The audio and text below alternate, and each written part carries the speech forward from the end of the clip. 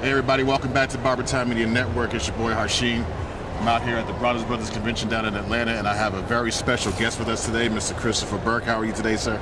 Wonderful, wonderful. Excellent, man. Thank you for being here with us today. Yeah. We wanted to take an opportunity to get some information from your interview and figure out what exactly it is you do and where'd your company come from, and let us know. My name is Chris Burke. I'm out of Columbus, Ohio, and about 9 years ago, myself and a couple other barbers in the industry started a organization called the Barber Society. Oh, wow. The Okay. Barber Society is on Facebook. We've organically grown about 13,500 members to date. And when I say organically, it's no marketing, no promotion, it's all referral, and we actually vet everyone to make sure that they're in the industry. So there's some groups out there that are bigger, but they're not whole in what they offer as far as the audience is concerned. Okay. All right. So where'd the idea actually come from? Is that something that you thought about, something that started? Wow. I mean, I'd like to say, since social media is really not that old. I mean, when I say a 9-year-old organization, we're actually at the beginning stages of it. Okay. We were at a table one time for one of these events. Okay. And it was after Bronner Brothers, and we were sitting at the Andes table, and some of the people that you know their names and you see their faces. Kenny Duncan was there. Eric Cheek was there. Who else?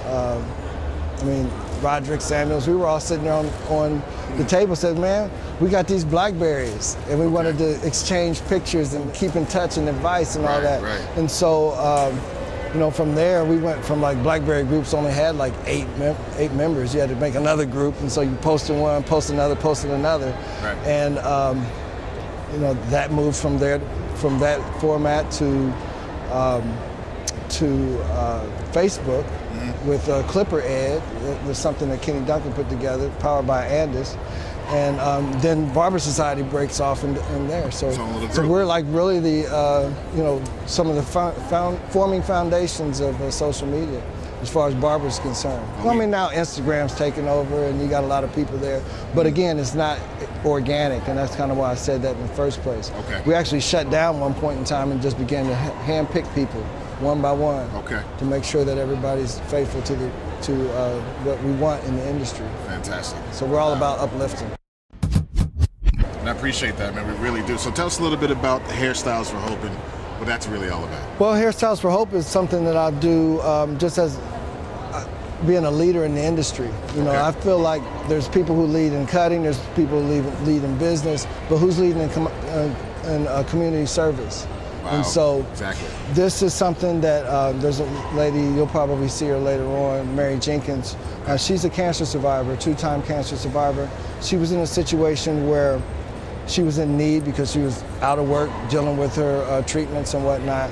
And she began to approach these large organizations about some help, because you're usually sick before you get diagnosed, you're sick when you're diagnosed and you're going through treatment, and then you're sick again afterwards. Right. At all that time off of work, your finances kind of go into disarray. So you might need some food in the refrigerator, you might need your bills taken care of. Mm-hmm. We're the only organization in the world that actually meets that need. Wow. So when you look at the big organizations, anyone that you could think of, just off of like, oh, they deal with cancer, they don't have a segment of their organization, despite the fact they're bringing in billions of dollars every year, they don't have a segment that says, you know what, oh, Chris is dealing with such and such so-and-so, he needs his $60 a month pills to, that kind of thing. And then $60 ain't that, that's nothing. Right. That ain't what it costs. Right, a little bit more. We understand where you're going. Yeah, so so she put this together, and it didn't have anything to do with hair until we met and had conversations and said, you know what, I want to lead my community. I want to be involved with something that's permanent. We've been doing Bronner Brothers for 6-7 years now. Wow. Yeah. So, it's grown. It's becoming a staple. A lot of people here support us. Yeah, and we wanted to make sure that we got a chance to speak with you guys because you're doing great things in the community, and you're going to be a stronghold for the community, and that's kind of what we're representing too.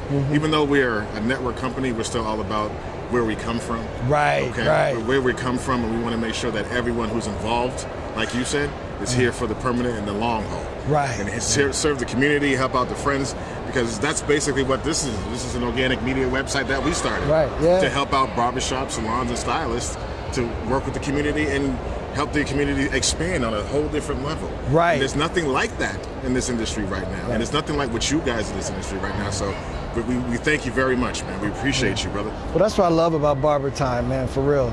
You know, you're taking technology and put it not just in our hands like our phones, but you made it an institution in the barbershop.